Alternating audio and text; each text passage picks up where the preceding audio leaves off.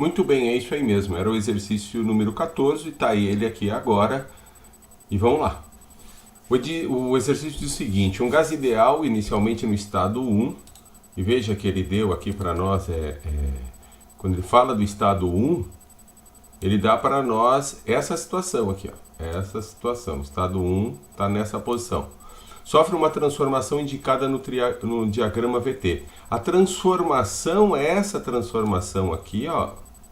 Essa transformação aqui, ela é uma transformação de que tipo?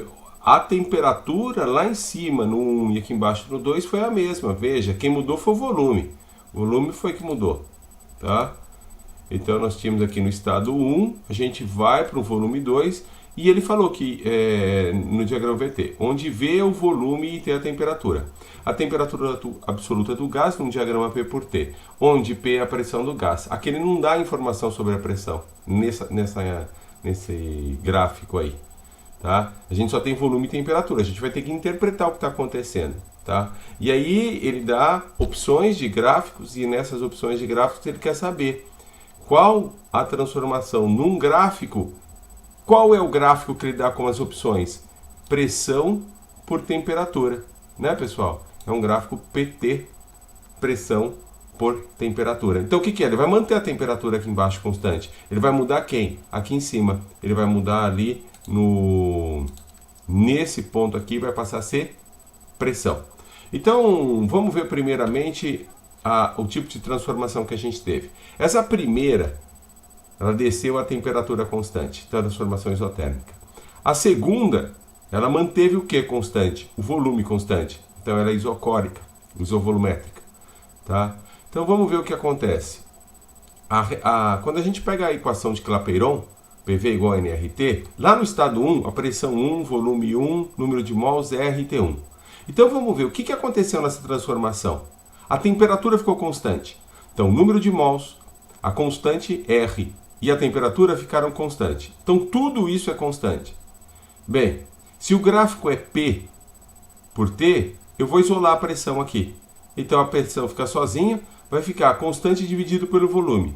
Se a constante dividida para o volume, então significa que eu tinha um volume grande e passa a ser um volume pequeno, esse número que era grande passa a ser pequeno, esse resultado aumenta. Então o que vai acontecer é isso aqui.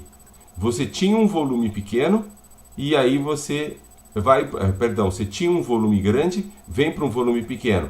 Quando você vem com um volume pequeno, esse número todo ficou grande, então a sua pressão, que era pequena, vai ficar grande. Então essa primeira transformação é referente a essa primeira etapa. Veja, aqui era volume e aqui passou a ser pressão. Aqui temperatura, manteve-se temperatura. E na segunda etapa, mesma coisa, vou fazer a mesma análise.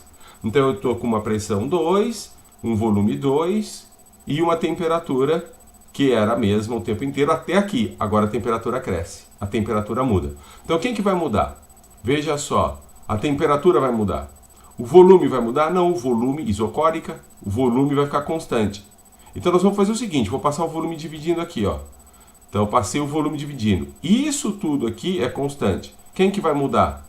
Vai mudar a temperatura e, obviamente, a pressão. Então isso aqui vai ser, P2 é uma constante vezes a temperatura. O que acontece? Se eu aumento a temperatura, não foi isso? Tinha uma temperatura baixa, foi para uma temperatura alta. Se essa temperatura aumenta, o que acontece com essa conta aqui? Ela aumenta, então a pressão também vai aumentar. Então a pressão aumenta e a temperatura também aumenta. Aumenta a temperatura, aumenta a pressão, vai dar essa situação aí. Beleza? Então tá joia. Era mesmo o exercício 14, o próximo exercício 15. Um amplexo apertadão para vocês. Até mais.